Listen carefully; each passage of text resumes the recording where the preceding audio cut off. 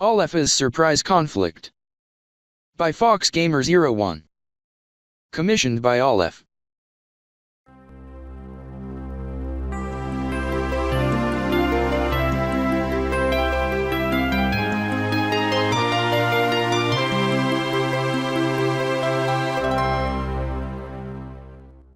It was such a beautiful day when Aleph, Nero, and Strei walked through a forest. Multiple trees covered much of the hilly landscape. A roaring river could be heard even from their location. For Aleph, this was the climax of his journey, which had taken multiple detours and misadventures, where they would meet their friends and form a superhero group. Strei the Vimon walked some distance behind the other two with his arms behind his head and his red eyes closed. His blue and white, fine, scaly body reflected the sunlight from above. His ears, like appendages, which flopped on his head, twitched before he opened one of his eyes. He glanced at a lone bush, the only one within the pathway. "Strange," Strei said. He opened his other eye. "Why are you alone? And I swear I heard." "Boo." The bush moved, swaying one of its arms before rubbing the ground. Strei jumped back with his ears like appendages straightened out. At once, a face of an anthrocat popped out from the bush top. He giggled and wiggled his arms more. "What's your deal?" Strei demanded. He huffed, with steam flowing out from his nose. The prankster cat stood tall with an arrogant grin. "Don't you see? I'm your nemesis for your story. So, you better prepare." Strei narrowed his eyes. "I don't think so." He swung back his fist and punched the prankster cat hard in the stomach. Though Strei looked small, the shortest of the trio, in fact, he held the greatest strength. The cat should have picked another target. The cat flew into the sky until a star-like shine popped through the horizon. "Math, is there a problem?" Aleph asked. He and Nero twisted back, both confused. "What happened?" "Sorry. Just a joker." Strei shook his head. He calmed down by breathing in and out. He wiggled his long white claws, sticking out from his feet and his fingers. "He thought he could prank me and get away with it. I taught him otherwise." Nero the Locario shook his head, with the four black appendages swaying with the motions. He sighed while lowering his blue tail, which bent at an angle near the tip. His face had black fur over his eyes, on the top of his muzzle, and between his two triangular blue ears. His red eyes gave a critical gaze at Strei for his stunt. "Strei, Strei," Nero said. He walked over and poked at the yellow V on Strei's forehead. "If you do this to every prankster you come across, they'll orbit the world more than satellites." "At least they won't cause any more trouble," Strei replied. He noted his twisted reflection from Nero's chest spike. "Freaking, no life losers." "Math. Let's not get too heated here." Aleph the tunny wolf raised his pale blue hand paws. Since it was getting warmer, he put away his coat and showed off the red aloha shirt with white flowers underneath it. His yellow eyes held a sense of kindness that only a child could show. "We're almost at the meeting spot with all of our friends." Nero nodded. "Yeah." He lifted his hand paw, black with a steel spike on its back, and flattened it. He patted Strei on the back of his head with it. "Ready to meet our friends?" Strei smiled. "Yup." He glanced at the flat hand paw and squinted one of his eyes. "You have got to teach me how you do that." "Do what?"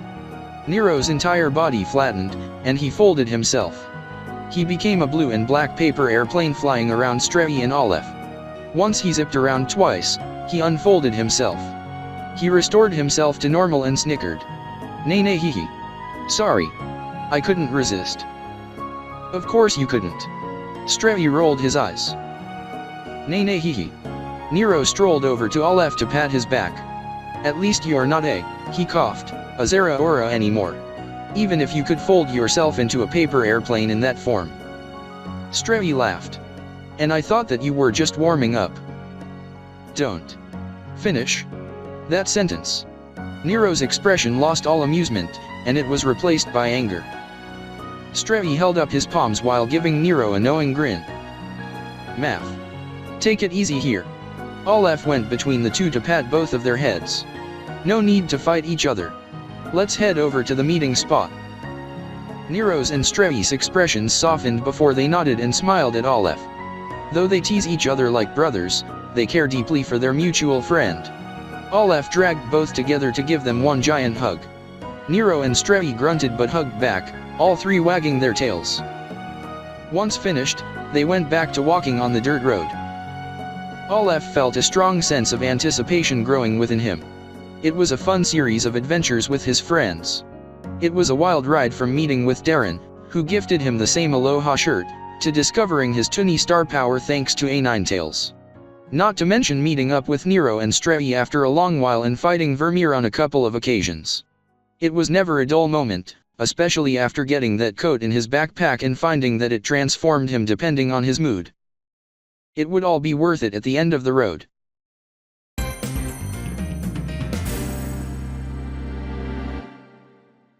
The three went deeper into the forest, enough that the branches above blocked the sunlight. Aleph stepped on a branch, which bent instead of snapped because of how wet it was. Strei rubbed his white chin, with his finger stroking his jawline. Nero walked ahead, having a broad smile while wagging his tail. Aleph thought about what Nero told him regarding this forest, Oracle Forest. According to lore, it was once a training ground for Riolu, like Nero before he evolved. Though it was long since abandoned, there were spaces where trees refused to sprout. Some say it was because of how concentrated the aura was, which Aleph doubted since it should have made trees more likely to grow. Others noted that it was because they were used as seals for evil beings that consumed aura, which Aleph pointed out would have been undone if this was once a Riolu training ground. Regardless of why the trees refused to grow there, their meeting spots were in one of the bare areas. "We're almost there, guys," Nero said. He grinned even more broadly than before. "We'll find our friends very soon." "I can't wait," Strei said. He stretched his back a bit. "It felt like years since we began this journey." Math. Aleph wagged his gray with a light blue tip tail. "This will be so cool." A minute of walking passed before the forest thinned out. Nero rubbed his creamy fur chest, knocking out any debris. This moment that he was working for had come to fruition. Everything hinges on this moment. "All right." Nero pushed aside a branch while entering the clearing. "Hey, Evrio." Nero stopped, with his eyes widening.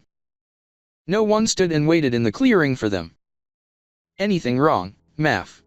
Aleph walked around Nero and stared at the surroundings in confusion. "Maf? Where is everyone? Maybe they're just late." Nero's voice was higher than usual. He closed his eyes while straining to grin, with an oversized sweat drop forming on his forehead. "Yeah. That must be it." "That's a good theory, except for one thing." Strei lowered his eyes halfway. "We're the ones who are late." The three stood there, letting the words sink in. "Late," Nero said in a quiet voice. "Math." Aleph closed his eyes and focused. His fur floated all over, with him using his aura. He sensed no one around other than them. "We're alone." Nero opened his eyes and looked around while biting his claws. It took a bit until he noticed a plastic cover letter in a tree hole. He walked toward it and pulled it out. He undid the plastic with slow, precise movements and unfolded the letter.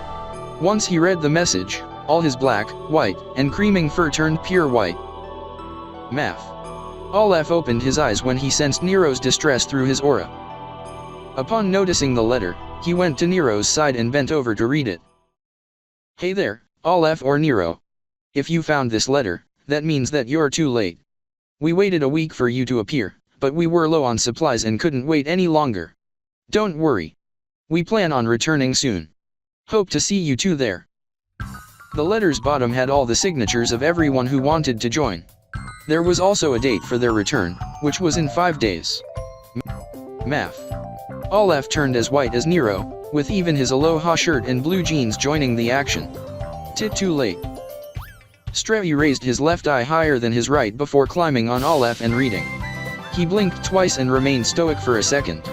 It failed before he smiled and leaned back in laughter. He could not hold on to Aleph any longer because of how hard he laughed, so he fell onto the ground. That broke Aleph's and Nero's horror, with them turning to Strei in confusion. Vev. That's hilarious. Strei planted both palms on his thighs to laugh more. "Oh, sorry. I shouldn't be laughing, but this is just too perfect." Nero lowered his ears back and huffed out his cheeks. You're right. You shouldn't be laughing. This isn't funny at all. Aleph remained quiet before he giggled. It's a little funny. Nero sighed and shook his head.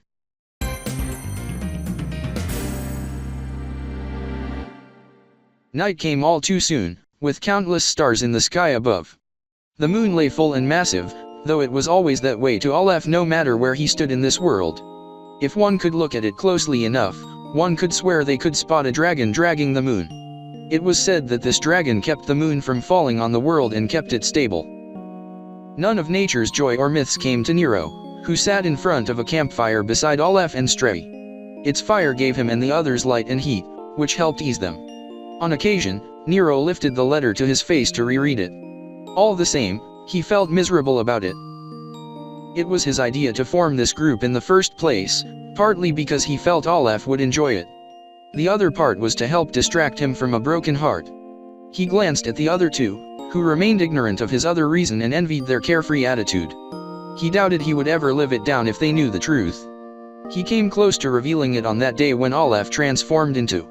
Nero narrowed his eyes at the memory. A freaking Zara aura. Math? Is anything wrong? Nero lightened his expression and turned to Aleph. He looked concerned, with his eyes wide. Even Stray, who sat next to him, looked worried. Nero sighed and lowered his tail to the ground. I guess I'm angry with myself over this. Nero shook his head. I kept thinking of every delay that pushed us from arriving here sooner, from Vermeer knocking us to the horizon to doing that music contest. It was a crazy series of adventures. Stray nodded.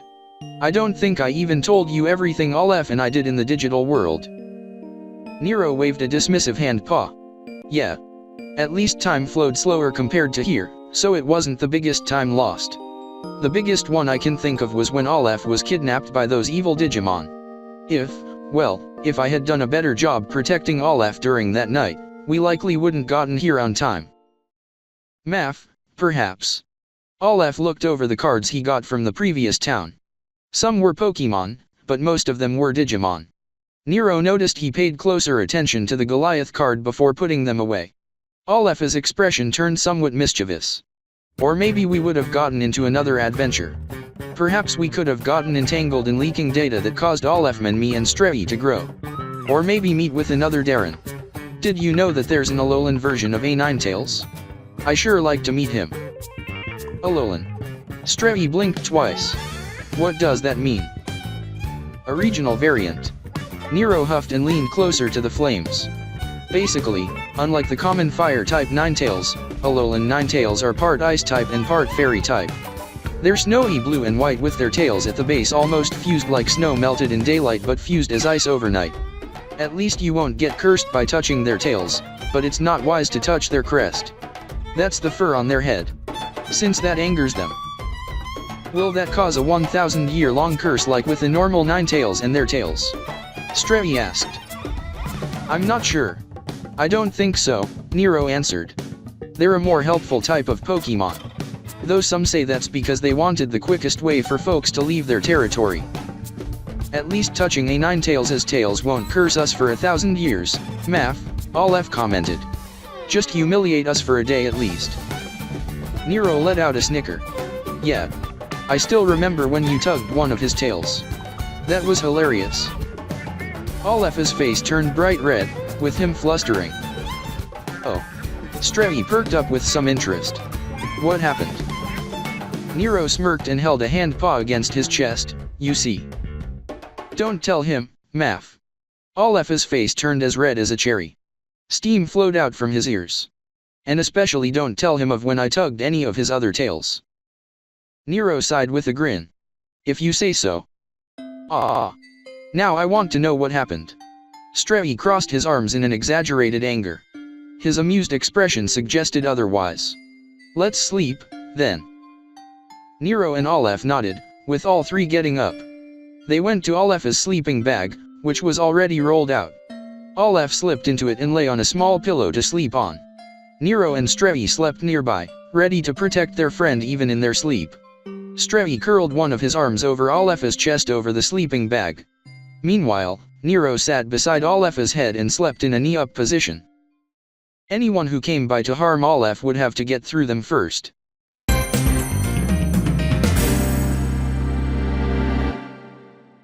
The sun soon rose, filling the forest with its golden yellow glow. By that point, the trio had already awakened and cleaned the camp.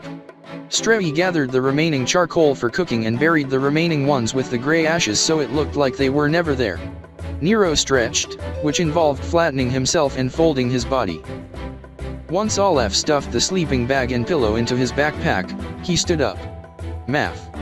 Now, what do we do now? That's the question. Strei placed the bagged-up charcoal in his hammer space. They might be helpful the next time they went camping and needed something to cook. We have 4 days to waste before coming back here. Nero unfolded and unflattened himself. I suggest that we wait here until the others return. Sounds good and all, except that we don't have enough supplies to do it. Strei shook his head. The nearest river is a day's walk away, and our food supply won't last a couple more days. We'll be living tight during those 4 days. What do you suggest, then? Nero asked as he crossed his arms. Me. Strei shrugged. I'm thinking that we do a round trip to the nearest town. That way, we'll stock up on supplies. That ain't happening. Nero clutched his biceps tight. The closest settlement is 3 days away. We won't make it back on time. Even if they're willing to wait, they'll be less likely to wait for a week again. It'll be better to live it light until they return. We don't know how many would return on that day or what they'll bring. Strei lowered his eyelids. For all we know, it'll only be that one who loves eating pizza and ate it all before he came here. You know it'll be much more than him, Nero insisted. He lowered his arms and balled his fists. Besides, we can't let not knowing the future stop us from taking risks. Even if they didn't bring any food, we'll at least have water for 3 days. They'll most likely bring water. Strei turned to Aleph. So, what do you think we should do? Math? Me. Aleph flattened his ears back. Yeah. After all, you're not only our leader but also the tiebreaker. Nero nodded at Aleph. Tell us what we should do. Aleph sweated all over his body. If he was honest with himself, he felt both sides had good and bad points. At the same time, he had difficulty choosing one idea over the other. It was like choosing who his best friend was when they were having a fight. His tail lowered, with his irises shrinking into mere dots. He paused. He felt something flickered in the air, triggering his aura. It felt familiar, which was the only reason he noticed since it was also subtle. He closed his eyes and searched the area with his aura. A second passed before he found the source. His eyes widened in shock. Aleph sprinted the opposite way while flailing his arms around. Strei blinked. Is that a vote for me? I don't think so. Nero shook his head. He looked more scared than anything. I wonder. A large, golden white leg landed in front of Nero and Strei, with them stepping back. Oh. Of course. Nero sighed.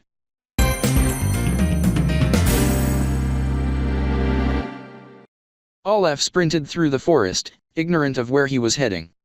He did not care if he was leaving the others behind since he knew they were safe. This was just a continuation of a game his friend loved to play with him, which he lost no matter how hard Aleph tried.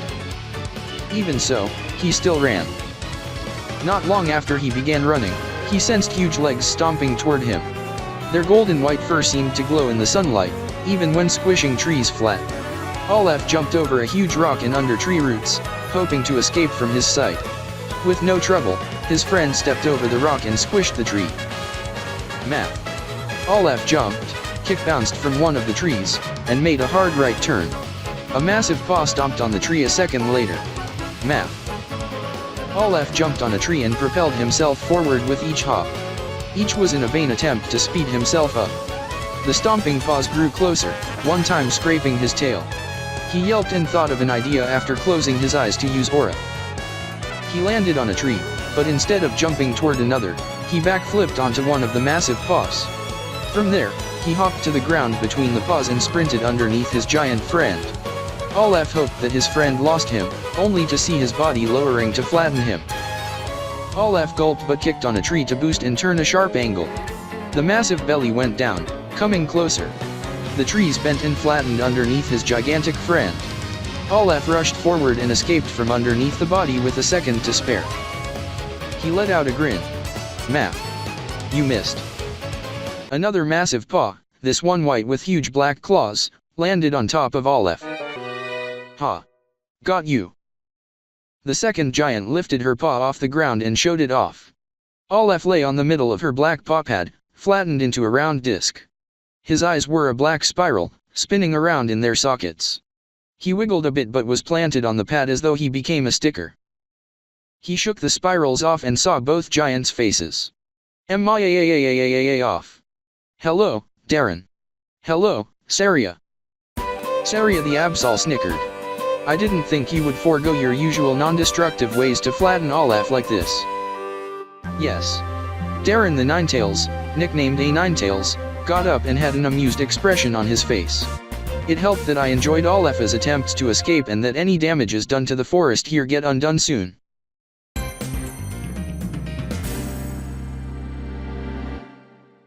Nero and Strevi waited at the clearing until A Ninetails returned. His golden white fur was as beautiful as ever.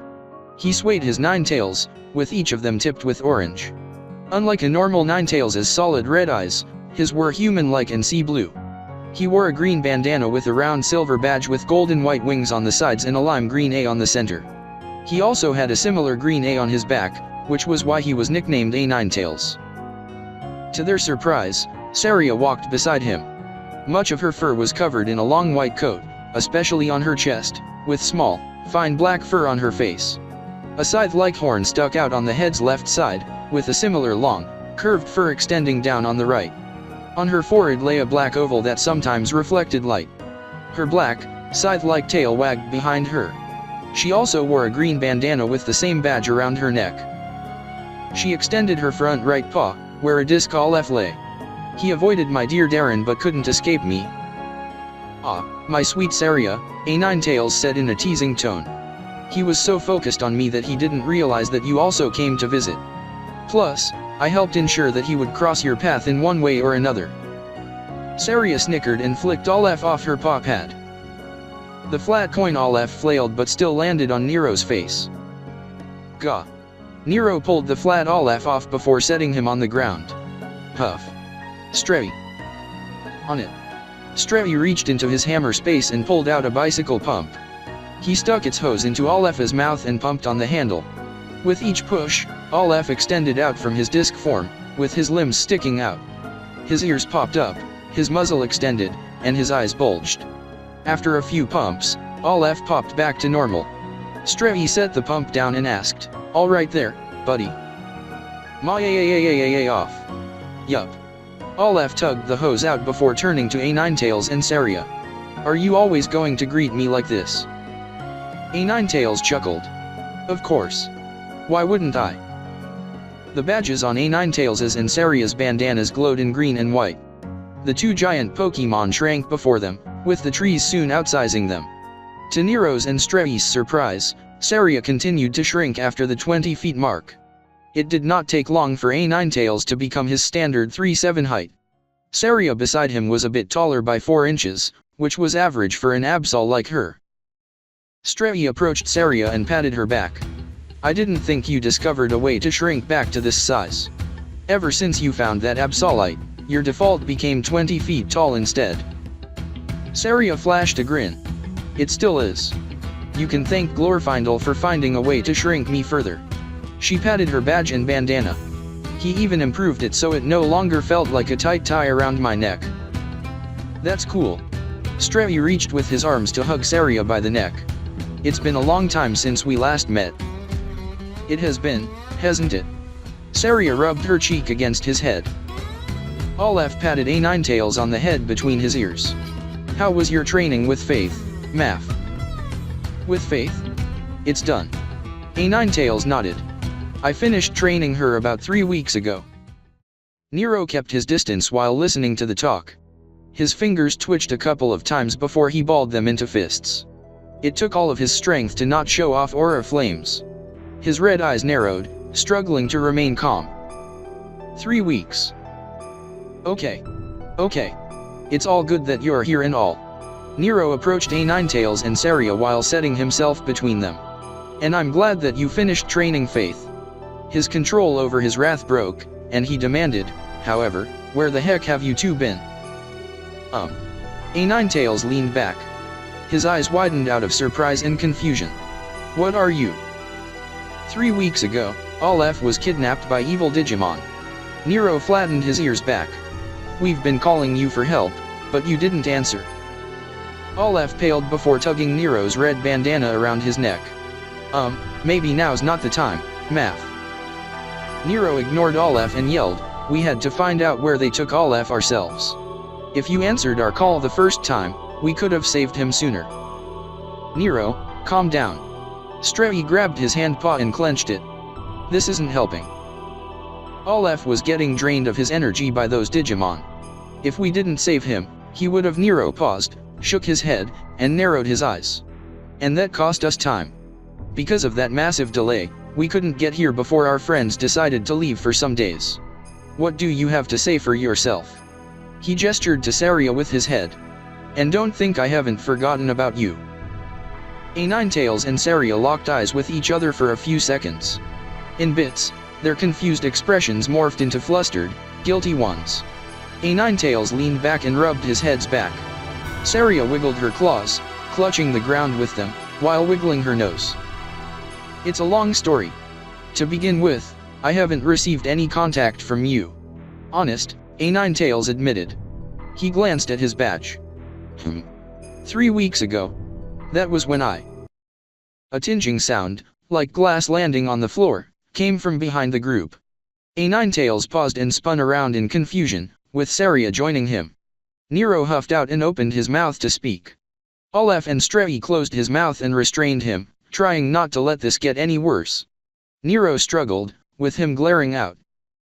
A pair of glassy orbs rolled over to the group, with it bouncing a couple of times before stopping. The brown orbs had a darker zigzagging brown pattern that went around it. A thick purple band wrapped around it perpendicular to the zigzag pattern. It shone white where the sunlight landed on. Ninetales widened his eyes in horror. Without saying another word, he leaped into the air and pounced it. Saria, who had a similar horrified expression, joined him by jumping onto the other orb. They covered the orbs in all angles, with Saria wincing. Math. Aleph uttered in confusion. A pair of lights flashed from under Ninetales and Saria, though it did not touch the other three. When they faded, the orbs dissolved into nothing, and Ninetales and Saria lay there flat. Aleph thought it was nothing, that it was nothing more than a joke. At least until stone crawled over their legs, as though skin and fur morphed into minerals. It crawled over their tails, freezing them in place. It passed onto their chest and belly, crawling upward to their backs. Their movements lessened when the spreading mineral crawled up their necks. Ninetales gritted his teeth, which became his still expression when his head became stone. Saria closed her eyes just before the stone covered the rest of her. The two lay there as petrified statues. Aleph, Nero, and Strei looked at their petrified friends in fear. Aleph rushed over to Ninetales, rubbing his stony face as though trying to wash it off. It remained on, with Aleph collecting slight dust on it. Strei reached Saria's side, feeling the cold stone instead of warm fur. Nero approached with a horrified, regretful expression, his eyes wide as baseballs. Math. What was that? Aleph asked. He shook Ninetales' stone head as though trying to walk him up. He could not move him at all. Darren. Trees, I keep on encountering you all. Aleph blinked once before lifting his head toward the new voice's origin. Nero folded his ears back, both out of fear and annoyance. Strei only sighed and shook his head. Vermeer the Grey Fox Toon approached them, with his oversized wooden Eurasian hammer on hand. Grey fur covered much of his fur and was on his neck, separating the gray-white fur on his belly, chest, and muzzle. A black cape, held together on his neck by a brass clasp, fluttered behind him like bat wings. His hair fur, shaped like upside-down V-like antennas, wiggled in the breeze. Math, Vermeer. Aleph gulped and took a step back. Where did you come from? From my castle. Trees. Vermeer shook his head. I thought I could take a nice little walk when those blasted giant Pokemon almost stepped on me. I figured that I'd use a couple of those petrify orbs I found to punish them for it. Trees, I hate having my time wasted. Nero lowered his eyes in annoyance. Isn't it a bit far from your castle? That's an understatement there, Strelly remarked. It's a few weeks of walking away from here. Hey. When your backyard is taken over by a blasted pest of a half-wit witch and your front yard is infested with fairies, you'll go out of your way to find a new place for a decent walk. Vermeer fumed at them. I also still haven't forgotten what you all did to me. Hey. Math. Aleph held his palms up and forward. We don't want trouble as much as you do. So, let's just leave this behind. Vermeer held up his right palm, where a bright glow of white and orange emitted from. Strelly and Nero, seeing this, tackled Aleph onto the ground. A second later, Vermeer fired a beam that pierced through several trees behind the trio. When it impacted a hill, it exploded with a massive plume of smoke, dirt, and fire flowing toward the sky. Jeez. Strelly got onto his feet first while shaking his fist. If you want to fight, we'll give you one. Vermeer folded his ears back. Trees, you're all a bunch of pests. You know what the worst thing you did to me? His expression darkened. You wasted my time, causing me to be late with several projects. If you didn't, I would have set up my magical security, protecting my territory from those blasted fairies. Math, what did they? Enough. Vermeer spun his hammer a couple of times. No more wasting my time. Instead, it's time to take you all down. Aleph got up during Vermeer's speech with a somewhat uncertain expression. Upon seeing Strelly's face, he steeled himself and clutched his fists together. At once, the aura flowed out from them like flames, though they did not burn anything. Aleph looked at Nero, who got up and prepared with his aura on his hand paws and nodded. Aleph, Nero, and Strelly charged toward Vermeer, each looking determined. Vermeer gritted his teeth, narrowed his eyes, and ran toward them. He swung his hammer toward Aleph's head. Strelly leaped in the way, slamming his head against the hammer. "V headbutt!" Strelly cried out. Vermeer shook from the vibration enough that he dropped the wooden hammer. Aleph and Nero followed it by striking Vermeer with aura-powered punches on his belly and chest. Vermeer exhaled, his body flung back with enough force to crash against a tree and shatter it. He shook his head and got off from the tree's remains. "Trees, you don't know when to quit," Vermeer growled. Strelly flailed his arms. "Look who's talking." Vermeer ignored that and reached behind his cape, where his hammer space lay. "It's a good thing I'm organized for this." He pulled out a potion with the liquid in it shaking. The vial itself was oval, and the content was dull gray. The label spelled out, "Super Potion," along with an image of a weedy figure becoming big. Vermeer grunted, pulled out the cork, and drank it in one swift motion before the others reacted. At once, Vermeer's body vibrated as though trying to contain the potion's effects. His muscles bulged out, with his chest broadening. His non-existent ABS burst out from his stomach, forming a thick six-pack that could grind veggies. His pecs swelled out, with each at least half a size larger than his head. Vermeer's arms and legs thickened, his legs fighting for space and his arms large enough to crack tree trunks. His neck thickened out, with his cape stretching to contain it. His back also grew defined with muscle.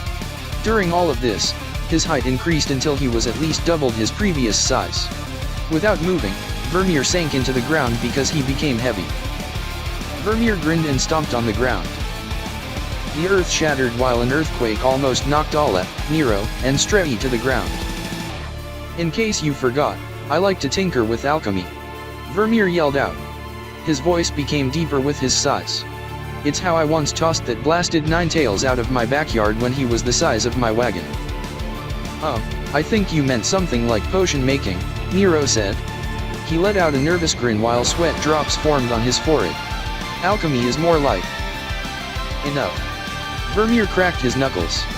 "Time to get flat." Aleph gulped, thinking about what to do to counter this. On one hand, the ideal counter would be his Toonie star form. He felt he could do anything in such a state, even getting unflattened and bouncing on the walls. The only problem was that he had a short time limit on how long he could stay in such a form. Even if he stretched it to 5 minutes, Vermeer would outlast it. Then again, muscle strength was not everything. Aleph reached for his belt and pulled out his DG vice. Vermeer jumped forward, swinging his arm back. "Take this." Aleph, Stray, and Nero leaped to the side, avoiding the strike. While Aleph jumped, he pulled out a Digimon card with the text DG Evolution and scanned it with his DG vice. It beeped in response, pouring out digital white blocks from its screen. It surrounded Aleph and melted into his body. His ears grew longer by a few inches while his muzzle shrank. Aleph's aloha shirt curled around his neck, becoming pure red and morphing into a bandana. A black outline formed around his yellow eyes, with them changing into Digimon-style eyes. His hand paws thickened, with black fingerless gloves forming around them and his white claws stretching longer. His blue jeans rolled up, becoming khaki shorts with 2 black straps hanging on the sides and a black belt wrapped around his waist. His height shortened, though no less potent than before. A black belt with a sword in its sheath formed and attacked itself on his back, with the belt going from his left shoulder to his right hip. When Aleph landed, he became Alephman the Falth Digimon. Vermeer landed, punching the ground hard enough to shake the entire forest. "You blasted pests." He spun to Aleph and smirked. "You think that becoming a Digimon instead of somehow bulking up would save you now?" Aleph nodded while a blue with a brassy paw print shield, Sha-1, formed on his left arm. "Yes, Maf. Because I'm here to protect my friends." Vermeer jumped toward Aleph, swinging his fist back. Aleph raised his shield high. Shield and fist crashed against each other, causing a shockwave that knocked Aleph and Vermeer back. Vermeer flipped backward and landed, glancing at his fist in confusion. Aleph crash-landed against a tree, with him grunting. His shield had no damage, having absorbed the attack with no issue. "Okay. That was impressive," Vermeer remarked. He snorted before bending his knees again. "But your time." Stray reached from behind and grabbed Vermeer's leg. He grunted, lifting Vermeer up despite his weight and swinging him around. He smashed, swung, and smashed again, slamming Vermeer against the solid ground. Each strike caused massive dents to the soil. He followed it up by tossing Vermeer against a tree. "Okay." Stray huffed. He bent to his knees while stretching his arms. What was wheeze a bit too much? Nero rushed to Stray and helped him to his feet. "All right there." Stray flashed Nero a grin. Vermeer shook his head before glaring at Stray. "How could a runt like you be so strong? Trees, you become much stronger when you become a large dog." Nero blinked twice before glancing at Stray. "Large dog?" Everyone seemed to think that DG Evolution is a large dog. Stray lowered his ears like appendages to the side. "Even him." Vermeer grunted and stood off from the fallen tree. He took a few steps forward, each one causing a quake. He pumped up his muscles, making them seem bigger than before. Then, Vermeer sprinted toward Stray and Nero while baring his teeth. Despite the massive muscle mass gained, Vermeer loses none of his speed.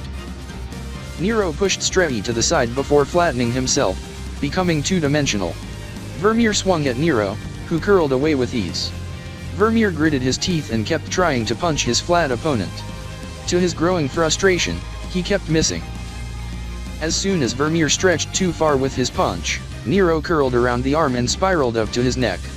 He glared at Vermeer's silver eyes before pulling his flat arms back and concentrating on his aura. A blue and black sphere formed between his hand paws, glowing with energy. Nero fired Aura Sphere at Vermeer's face just as he reached for him. "Gah!" Vermeer shook his head, with it covered in smoke. The attack scorched some of Vermeer's fur, causing him to glow red from anger. He grabbed Nero, crumbled him like paper, and tossed him toward Aleph. "You're all such annoying pests." Aleph watched with a horrified expression what had happened to his dear friend. Though Nero uncrumbled himself from it with no severe damages, that did little to hold back his growing wrath.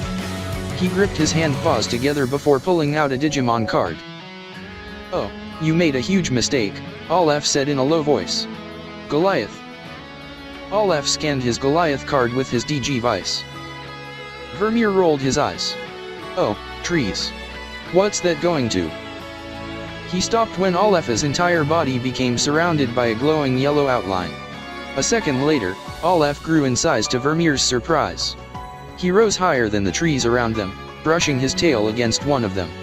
His shadow covered Vermeer, Nero, Stray, and the petrified A9-tails and Saria. Aleph towered at 150 feet tall when he stopped growing. Vermeer blinked before he growled. "You think becoming big might save you? Even A9-tails can't squash me at that." Aleph extended his leg forward until one of his claws was between Vermeer's legs. With a flick, he tossed Vermeer into the air. Vermeer spun around a few times to regain control in the air. By that time, Aleph swung his fist back and balled it close. Vermeer watched with his ears folded back. Frass. With no sense of amusement, Aleph punched Vermeer with tremendous force. The card, Goliath, increased his size and enhanced his strength even if it did not expand his muscles like Vermeer. That, along with Vermeer not having any force to push back against, was enough to punch him hard into the horizon. Aleph watched until Vermeer shined like a star on the horizon. "Think he can hurt my friends just because they crossed paths? Ha." Aleph shook his head. He calmed down and looked at Stray and Nero, who looked up with stunned expressions. "Math.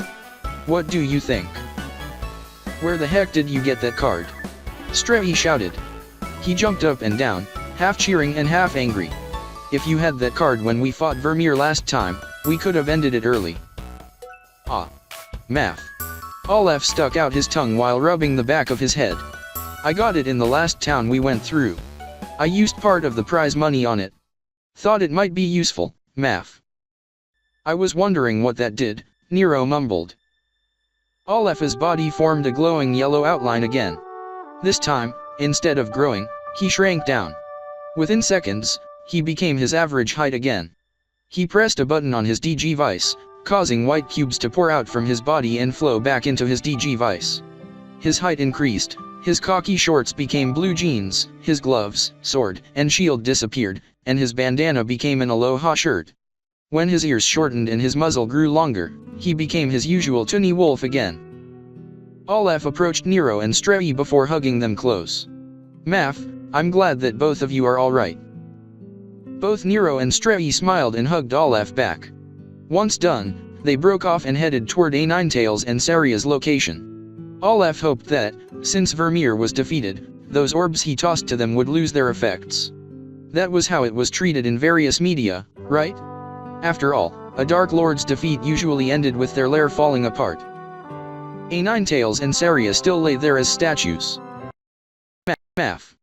No. Aleph approached A9-tails and stared at the eyes. They remained unmoving. "He's defeated. You should be free." "No."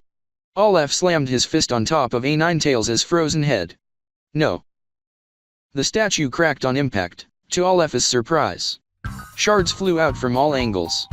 He blinked twice more before gasping in horror. The cracks spread all over the body like spider webs. Aleph rushed to the side and pressed the cracks together, trying to keep it together. It was one thing to have his friend in frozen stone, but another to see that friend fall apart. The statue shook, with A9-tails bursting his head out from its front. Gek. Aleph, Nero, and Stray widened their eyes in shock, each as large as dinner plates. A9-tails shook, with more of the stones falling from his golden white fur. His tails broke apart from behind, though a couple of shards struggled to loosen off. He stood, shook off the remaining rocks on him, and stepped off. Math. Aleph yelped. You alive?" "Yes. It's only a petrify orb," A9-tails answered. He slammed his front right paw on top of the Saria statue hard. "It'll only keep its victims petrified until they're hit hard enough. Really, the danger is if everyone was affected by it."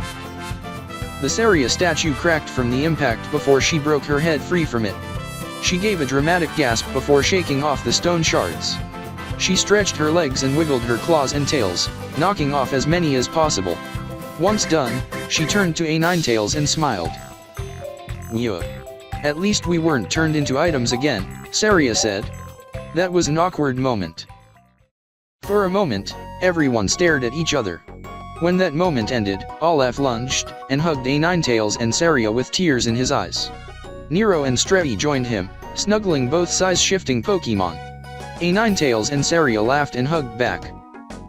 Darren, I'm sorry about earlier, Nero said. He wiped away his flat tears. I got way too heated and got myself carried away. A Ninetails gave a kind smile and patted Nero's head. Ah, my dear friend. I'll always forgive you. After all, we went through so much. Nero smiled and gave A Ninetails a close hug to his head. So, what happened here? Saria looked around at the ruined place. It looked like a nasty fight happened. Math. It was Vermeer, Aleph answered. He walked by and wanted payback. Even made himself big and muscly to do it.